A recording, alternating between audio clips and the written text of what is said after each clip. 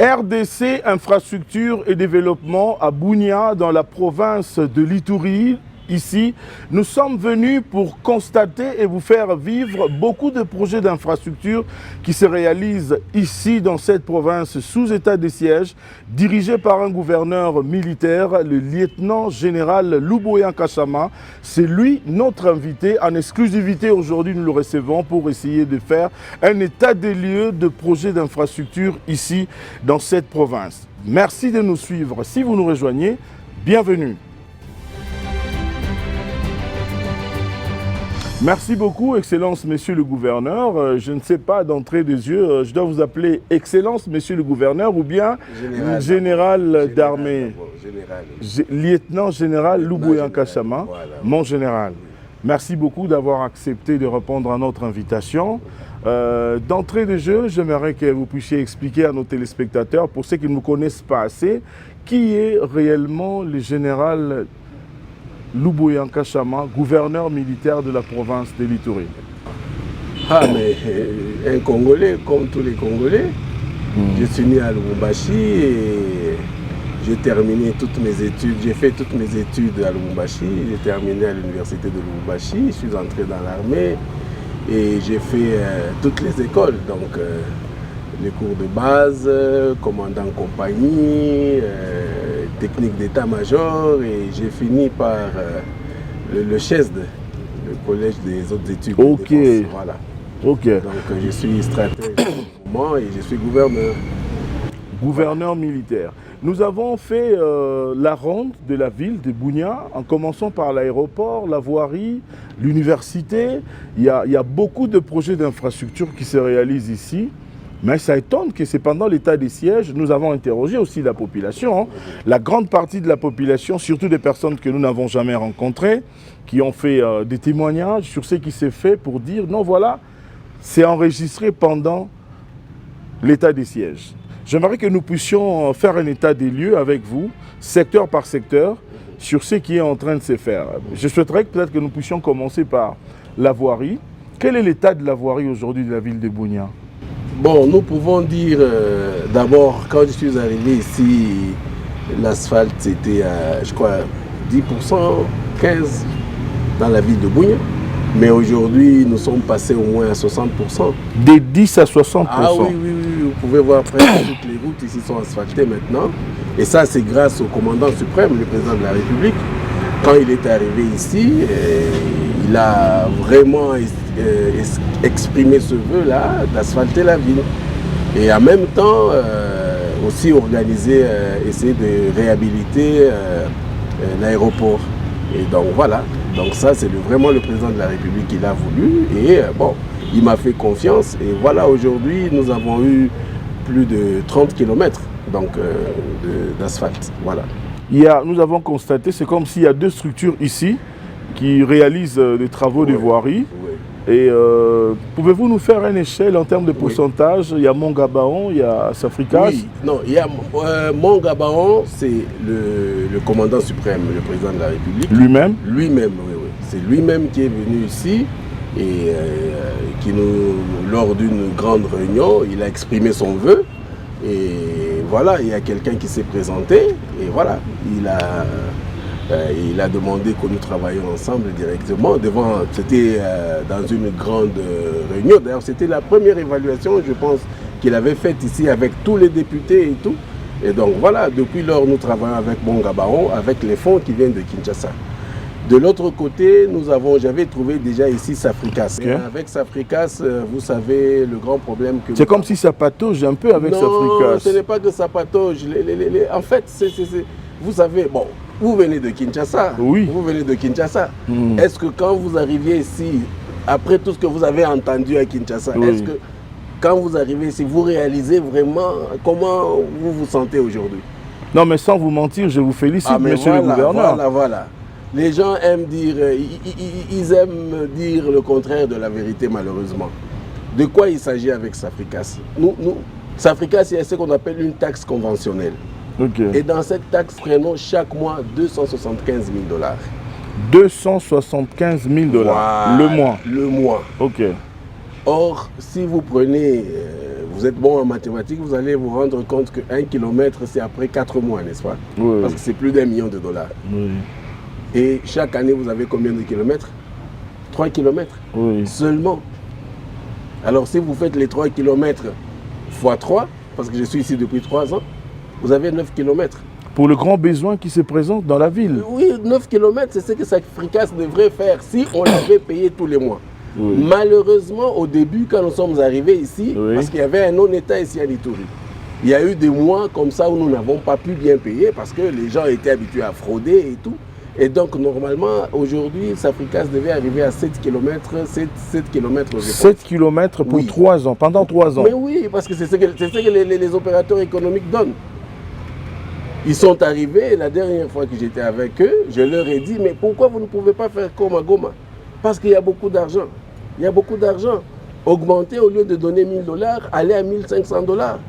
Et plus vous allez nous donner, plus nous allons aller vite. Malheureusement, jusque-là, nous n'avons pas encore trouvé de compromis.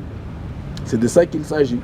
Mais il y a une particularité avec Mongabaon, c'est que j'ai constaté. Ce que je voudrais aussi ajouter, oui, oui. mais depuis que on a changé aussi le jeune directeur qui est là maintenant à la DGRPI, oui. C'est la régie provinciale ici. Oui. Donc aujourd'hui, nous maximisons plus de recettes. Qu'hier. Enfin, dans la convention, Okay, en ce qui concerne la convention. Il fraude moins. Oui. Et donc aujourd'hui... C'est-à-dire le taux de la fraude est réduit. Réduit. Ouais. Et donc aujourd'hui, non seulement nous payons les 275 000 $ pour Safricas, mais au-delà de ça, dans les mêmes fonds, nous faisons malheureusement, comme il y a un retard aussi dans le paiement des fonds qui doivent venir de Foner. Oui. Donc aujourd'hui, avec les mêmes fonds, nous réparons les routes. C'est notamment, aujourd'hui, nous faisons la route à Aru-Ariwara. Nous faisons aussi... Là, c'est une route d'intérêt national. Non.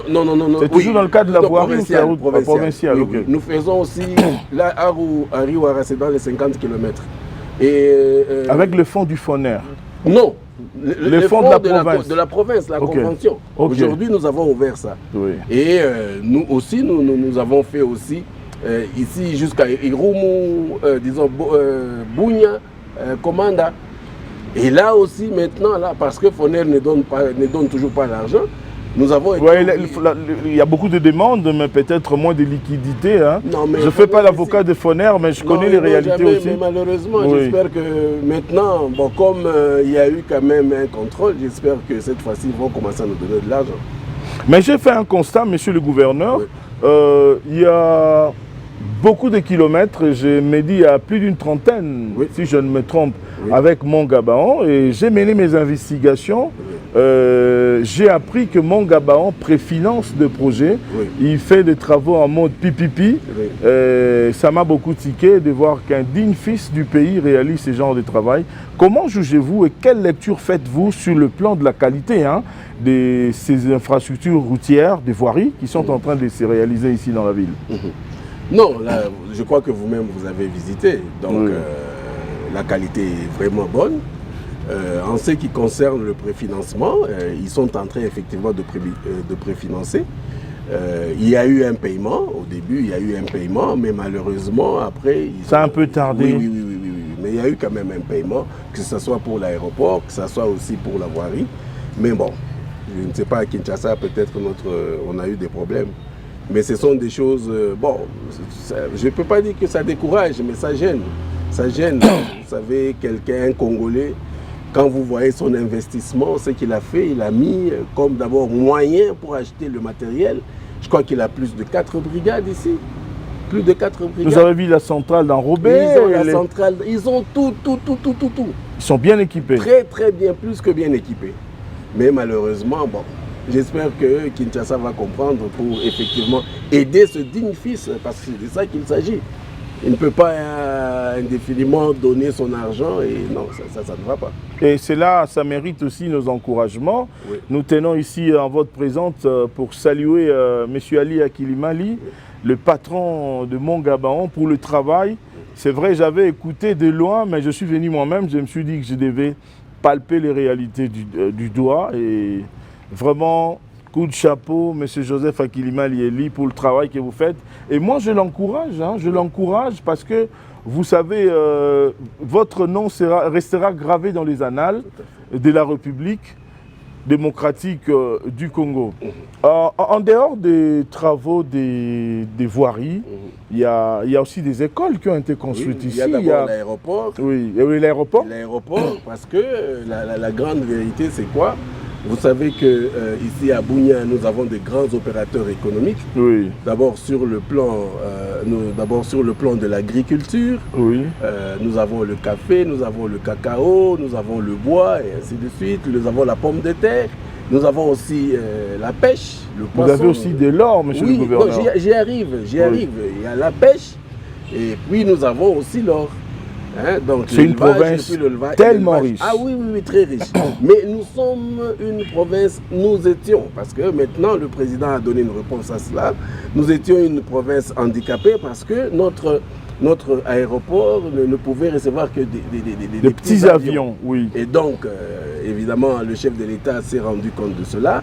Et voilà, il a aussi, en même temps, donc par la même occasion, demandé qu'on refasse l'aéroport de Bunia, de Morongo, ici à Bunia. Et donc maintenant, nous allons d'ici là commencer à accueillir aussi des gros porteurs, ce qui nous permettra, n'est-ce pas, de partir d'ici, aller à Mbujimai, aller au Katanga, à Kinshasa, directement, en Afrique du Sud. Oui. Les opérateurs économiques ici, ils peuvent directement, n'est-ce pas, envoyer leurs produits dans n'importe quelle province de la République démocratique du Congo. Monsieur le gouverneur, je remarquais les travaux là-bas de l'allongement de la piste. Oui. Et l'ancienne piste sera décapée. Oui. J'ai vu les travaux qui sont déjà presque achevés de la caserne anti-incendie. La qualité du travail et puis tout. Caserne, c'est déjà fini. Il y a l'aérogare qui va se terminer aussi. Bientôt, oui. Et même la piste, vous avez d'abord, nous avions un problème. D'abord, il fallait remblayer et tout. Et maintenant, je crois qu'ils sont presque à la fin. Donc, si nous avons vraiment les moyens, je ne pense pas qu'on en a encore pour 6 mois. Hein. Si nous avons les moyens. Donc, d'ici 6 mois, tous ces travaux de l'aéroport pourront se terminer. En tout cas, s'il y a les moyens, je suis sûr, j'ai confiance en M. Akili. Je sais que c'est un grand travailleur. Je pense qu'il pourra le finir. C'est le vœu, le grand souhait du chef de l'État. J'ai vu, lors de son dernier passage ici, vous étiez avec lui, il a fait allusion au prolongement de la piste, de tout ça, et même de la voirie. Monsieur le gouverneur, j'aimerais que nous puissions parler un peu du PEDEL 145 territoires. C'est un programme initié par le chef de l'État, un programme que le PNUD dit être le meilleur programme depuis 1960 jusqu'à ce jour. Qu'est-ce qui est fait ici chez vous, dans le cadre du PEDEL? Je pense que nous, ici, nous sommes presque les premiers, je pense. Hein? Vous savez, c'est ce qui est contradictoire. On a toujours l'habitude de dire qu'il y a l'insécurité ici. Mais si vous allez, n'est-ce pas, voir sur terrain ce que nous avons en termes d'écoles, de centres de santé, des bâtiments administratifs, vous allez vous rendre compte que nous avons fait, ils ont fait un bon travail. Hein, ils ont fait un bon travail, surtout à Irumu, vous allez aussi à Magui, vous allez à Aru. Là où nous avons des problèmes, c'est un peu à Djougou. C'est là qu'il y a l'insécurité? Bon, ce n'est même pas un problème parce que maintenant, il n'y a même plus d'insécurité. Donc maintenant, aujourd'hui, là où nous avons l'insécurité, c'est dans la zone minière.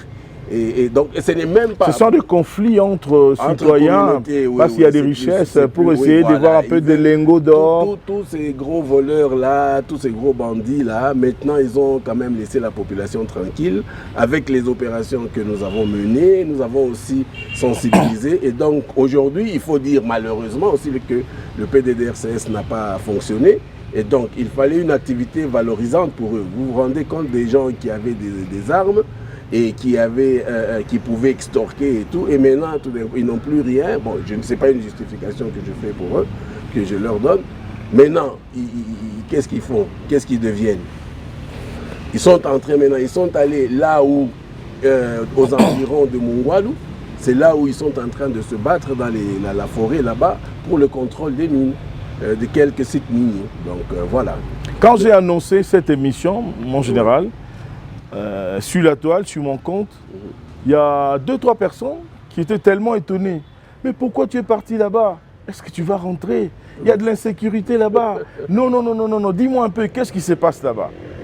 Ah, ça m'a étonné. Je me suis dit, mais c'est le contraire. En fait, il y a une mauvaise image d'ici qui se présente, qui est faite sciemment, peut-être par des personnes de mauvaise foi. Mais que faites-vous, mon général, pour essayer de démasquer, démanteler c'est-à-dire éclaircir l'opinion sur ce qui est la situation réelle d'ici? En fait, le problème, c'est lequel? C'est-à-dire qu'ici, à Ituri, il y avait une horde de criminels. Oui.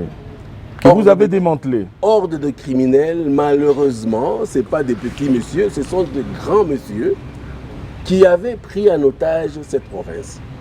Et aujourd'hui, avec l'arrivée de l'état de siège, nous avons bloqué, bouché beaucoup de trous. Ils ne peuvent pas être nos amis. Ils ne peuvent pas vous aimer. Non, ils ne peuvent pas m'aimer. C'est eux aujourd'hui qui sont en train toujours de lancer ces messages-là pour que l'état de siège se termine et que, bon voilà, ils reviennent à leurs anciennes activités.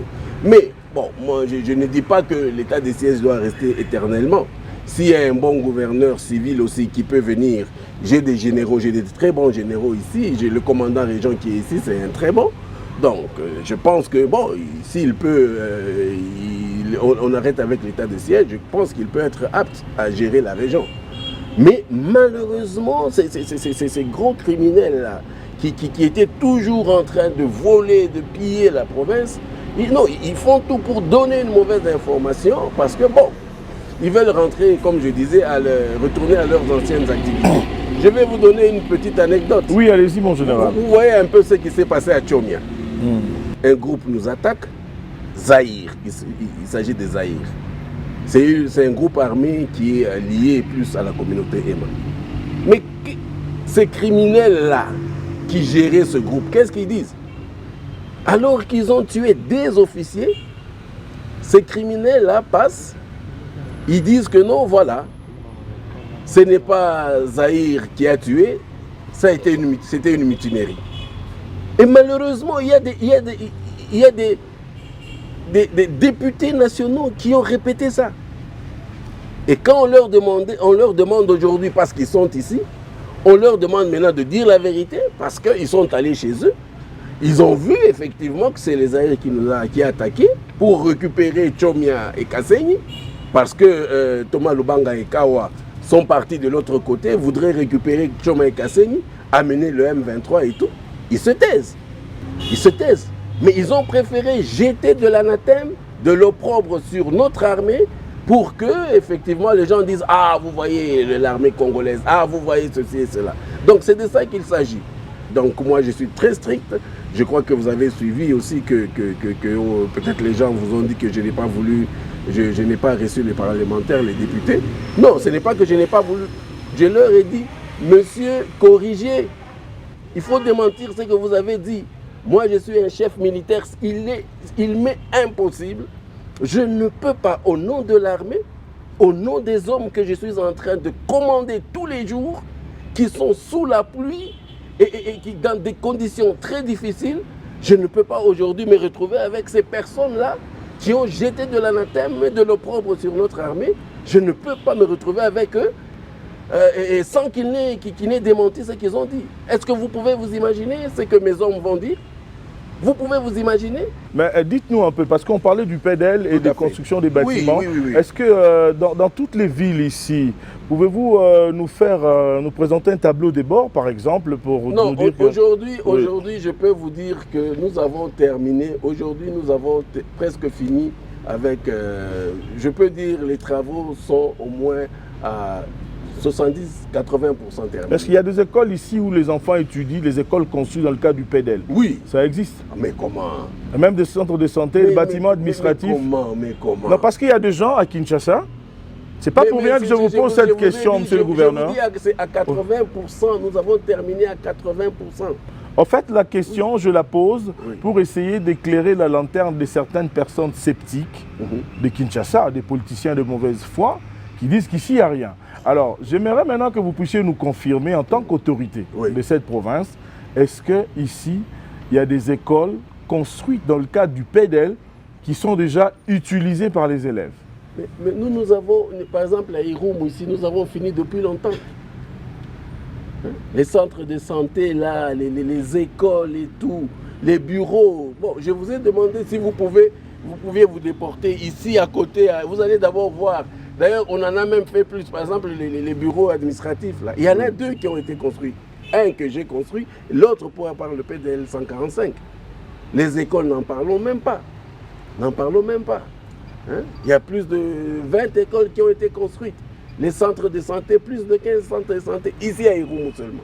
Nous avons fait un micro-baladère, monsieur le gouverneur, avec la population de la ville, de quelques coins, pour essayer de voir comment ils jugent votre leadership ici à la tête de cette province. Je vais demander à la réalisation de nous balancer cet élément et on se retrouve juste après. Kazi ambayo inafanyika iko mzuri sana kuliko hata gizi ilikuwa zamani. Yaani zamani hapa ilikuwa pomo hivi ya miti, kila wakati ilikuwa naoa watoto kutoka kwa masomo hapa. Watu kuangukia ndani, ilikuwa kabisa mbaya sana. Hivi tunashukuru sana kwa Mugabao ambaye ametuletea travaux nyingi kalite sana. Anduka tunafurahi sana kwa sababu ishatuletea vitu ambavyo vya Ulaya hapa kwetu. Presidangu Fachi Beto, anduka tunashukuru kwa kazi nyingi unafaa kwa sababu tangu zamani hatukonaka hivi vinaonekana hata leo. Gouverneur Luboya Kashama penye amefaa hakuna maisha kabisa tangu hii province ilikuwa hivi. Hivi tunashukuru kwa initiative zenye unafaa. Mungu amubariki. Kala nseleza kama be makasi. Mais depuis Mugabao koti awa tumoni makambo echange nzele komi kitoko toki mana vraiment na 100 à l'heure. Vraiment komi kitoko makasi. Président de la République na bimo Mugabao eumela na mboko vraiment basili si donc vraiment ba pesi singu na bana mboka. Ndenge tosomona Mugabao lelo baumela mokonzi ya Mugabao umela na yo sala kaka pona mboka to sepe na ngoma makasi. Président de la République vraiment tobi merci pour na volonté na yo kotinda ba Mugabao koma na mboko yo pona ko tia moi kimia et puis batie moi sécurité comme malamu na balabala vraiment même basoda bazo sala sécurité bien. Vraiment, ça qui est auto circuler bien, les taxis sont à l'aise, les motos sont à l'aise, les moto, ah vraiment. Quand on a citoyen, c'est là où on a les bossos, les aramabe. En tout cas, Mikolo est commis bien, c'est un gros bien qui toque. Mokonzi Amboka, Mokonzi vient à Bisso, en tout cas Sali, Musala, où c'est un gars qui pense. Tu peux se mettre mi pas Musala à Sali. En tout cas, les bossos c'est là qui bon côté. Mais mon collègue comme passable, le cadeau courage, félicitations. Nous sommes ici au quartier Bakoko et précisément sur la rue qui mène vers la prison centrale à provenance des ronds-points HK Monisco. Oui, nous sommes en train d'apprécier la qualité du travail qui se font ici. Pourquoi? Parce que pendant la période pluvieuse, cette route était presque impraticable. Et dès lors que le gouvernement national, à travers le Mugabao, a pris l'initiative d'asphalter cette route, cela a fait notre joie, mais pas seulement de notre école, c'est toutes les écoles environnantes, parce que cette colline, elle n'est que émaillée de différentes écoles environnantes. Donc ça a fait la joie des écoliers, des enseignants, des parents, et c'est tout le monde qui se réjouit de ce qui se passe comme travail à ce niveau. Mugabao a fait un travail excellent. Et plus de 36 km, cela fait la joie de beaucoup de monde à Bunia. Parce que à Bunia, c'est pour la première fois. Parce qu'avant Mugabao, presque toutes les rues de ville étaient en terre battue. Et cela n'enchantait pas la population, surtout pendant la période pluvieuse comme celle-ci. Nous sommes très contents. Et nous sommes en train de remercier sincèrement le chef de l'État. Parce que nous avons eu des présidents dans ces pays, mais lors de son avènement, ce n'est pas seulement le riz de la ville de Bunia qui ont pris une nouvelle robe. Nous parlons de l'aéroport international bientôt, de Murongo, qui aussi, sous son impulsion, est en train d'être réhabilité. Mais pas seulement cela, il y a l'université de Bunia qui aussi connaît son épanouissement en termes d'infrastructures. Et cela fait la fierté de la province de l'Ituri Et tous ces travaux se réalisent sous son règne. C'est pourquoi nous, population de la province de l'Ituri, et particulièrement de la ville de Bunia, nous sommes très reconnaissants de ce qu'il fait, parce qu'il n'est pas le premier président, il y a d'autres qui sont passés, mais nous n'avons pas vu le niveau de travail tel qu'il a amorcé, donc dans plusieurs chantiers, et qui se déroule à bon escient, à bonne et due forme. Nous lui disons sincèrement merci, et que le Seigneur puisse continuer à le bénir et à lui donner encore de force pour aller davantage. Monsieur le gouverneur, quand vous voyez cette population témoigner comme ça et vous faire des éloges, ça vous fait comment? Mais vous savez, voilà pourquoi ce que les gens ne comprennent pas. Nous, les militaires, quand on s'engage dans l'armée, quand on s'engage dans l'armée, ce n'est pas parce qu'on a besoin d'argent.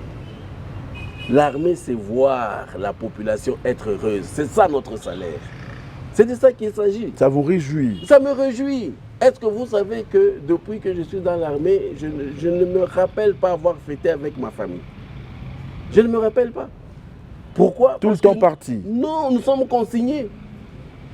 Dans l'armée, notre armée ici, à partir, je crois, du 16 décembre jusqu'au 16 janvier, nous sommes consignés, nous sommes en alerte. Oui, on ne fête pas.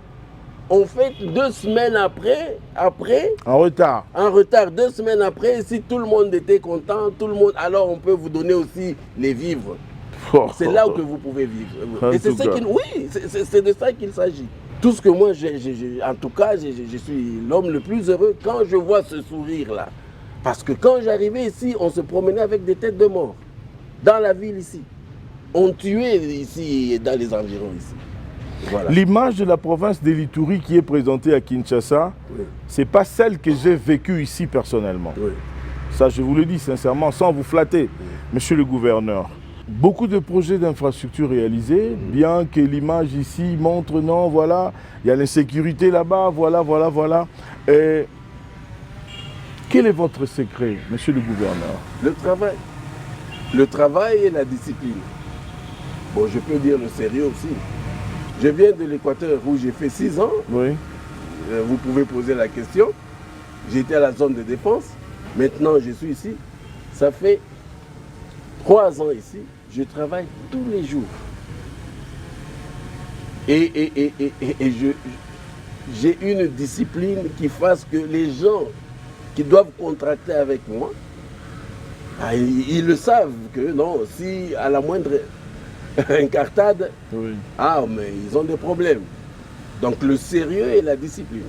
Et donc les gens me connaissent ici. C'est ça votre secret? Ah mais oui, ils me connaissent, ils savent que ce monsieur-là, si vous allez faire contracter avec lui et avec le gouvernorat, il faut être sérieux. Nous avons vu beaucoup de kilomètres de voiries dans la ville, construits, caniveaux.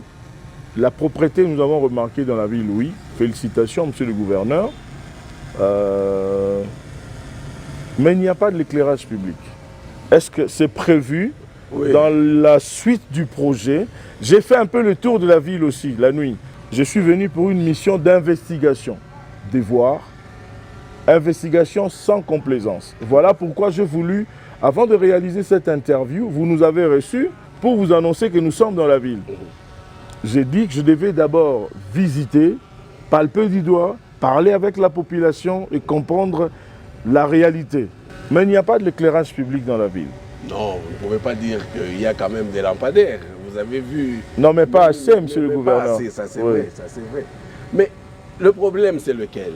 Je vous ai parlé d'une horde de criminels. Oui. Et ces criminels-là, ce n'était pas dans la population, c'était les grands responsables. Quand je parle de criminels, ce n'est pas des petits messieurs qui font de l'arsen. Je veux parler des contrats ici. Je veux parler des contrats.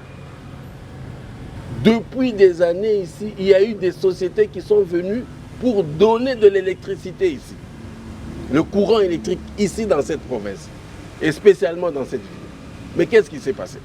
Tous ces gens-là qui étaient ici, oh non, avant que vous commenciez les travaux, donnez-moi 500 000 $, donnez-moi 300 000 $.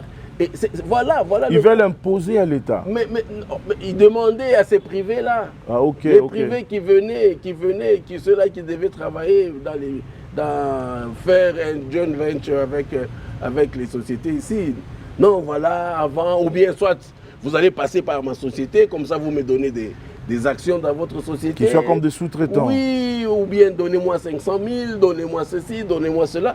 Et on a privé à cette population le courant électrique tout simplement parce que ces individus-là voulaient d'abord avoir de l'argent. C'est juste de ça qu'il s'agit. Aujourd'hui, nous avons d'abord Nourou qui s'est déjà installé, qui est en train de construire son parc solaires, de panneaux solaires. Et nous avons aussi Boudana de Sokimo. Oui. Finalement, malgré que les gens sont en train de combattre, mais aujourd'hui, je pense que ce soit à Kinshasa, Sokimo, à Kinshasa, au niveau de la grande direction, que ce soit ici, ils ont quand même harmonisé. Et la société qui est là en train de refaire les grandes turbines, les 2 turbines, peut d'ici là peut-être organiser pour qu'il y ait le courant. Donc voilà. Que comptez-vous faire, monsieur le gouverneur, en dehors de tout ce que vous avez déjà fait? Bon, vous savez, le grand problème ici, c'est lequel? C'est vrai, tout ce que j'ai comme fonds ici, c'est d'abord, il faut qu'on arrive à en finir vraiment avec cette histoire de courant électrique. Parce que ça va nous donner beaucoup de débouchés. Oui. De 2, il y a ce problème des nationales. Ce problème de nationales. Parce qu'il faudrait que aujourd'hui, qu'on arrive à avoir des très bonnes routes. Si l'Ituri a le courant, a des bonnes routes de dessert agricole, voilà. Je pense que... Et vous n'avez pas encore commencé, on dirait. Il y a la Banque mondiale qui est là, avec Starest. Il y a déjà des routes qui sont retenues. Et donc d'ici là, ils vont commencer les travaux. On fait des petits travaux ici et là, mais ce n'est pas assez. Vous savez, l'Ituri, c'est comme je vous ai dit, c'est l'agriculture, c'est l'élevage, et ça ne se fait pas ici. L'agriculture artisanale. Oui, artisanale, mais je crois qu'il y a les moyens, si nous organisons d'industrialiser ça. Si nous avons les routes, si nous avons des bonnes routes, je suis sûr. Moi, vous savez, vous connaissez très mal les Ituriens, hein, ce sont des gens qui ont des moyens et qui sont des grands travailleurs. Ils ont vraiment des moyens. Donc c'est à nous, l'État, aujourd'hui, d'organiser les routes et d'organiser le courant électrique. Et si on peut arranger ces 2 choses-là, je partirai d'ici vraiment comme un homme heureux. Et d'ailleurs, au demeurant, c'est cela qui permettrait, n'est-ce pas, à donner des activités valorisantes à tous ces jeunes qui sont dans les groupes armés. Avez-vous un message particulier à lancer à la population de la province de l'Ituri et pourquoi pas à la population congolaise? Non, pour la population de l'Ituri ici, vous savez, ils ont tout. Ce sont des travailleurs. L'Ituri, le sol et le sous-sol est très riche. Vous n'avez qu'à voir comment est-ce que les gens ici qui sont à côté de nous... Très riches avec une population pauvre. Non, les Ituriens ne sont pas tellement pauvres. Hein. Non, c'est vrai qu'il y a... Non, il y a ceux-là. Non. Ceux-là qui sont les déplacés, oui, parce qu'ils sont dans...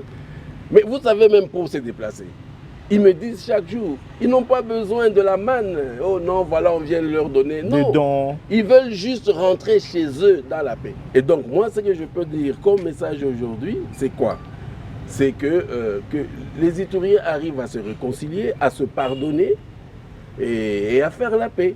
Le reste, là, ça ira comme sur des roulettes. Là, vous parlez comme un homme de Dieu, un pasteur. Oui, vous me faites penser à M. Eli Akilimali, les pasteurs. Mais vous savez, voilà. Général et pasteur, c'est pas... Ça rhume, hein? Oui, parce que c'est le sacrifice, c'est... Voilà. C'est travailler pour les autres. Pour les autres, travailler pour les autres. Voilà. Mon général, le chef de l'État est derrière cette caméra, qui est devant vous. Oui. Il vous reçoit. Oui. En 3 minutes, vous lui dites quoi? Je vais lui parler d'abord, comme j'ai dit, je vais lui parler des routes. Oui. Les nationales, les routes de dessert agricole, de l'électricité. Et puis après, peut-être doter davantage l'armée. Voilà, c'est tout. Merci beaucoup, cette émission est terminée. Merci. Monsieur le gouverneur, si quelqu'un nous prenait en cours maintenant, qu'est-ce qui peut retenir de votre passage ici, sur notre plateau de circonstances? Vous nous avez reçus, nous sommes chez vous ici, oui.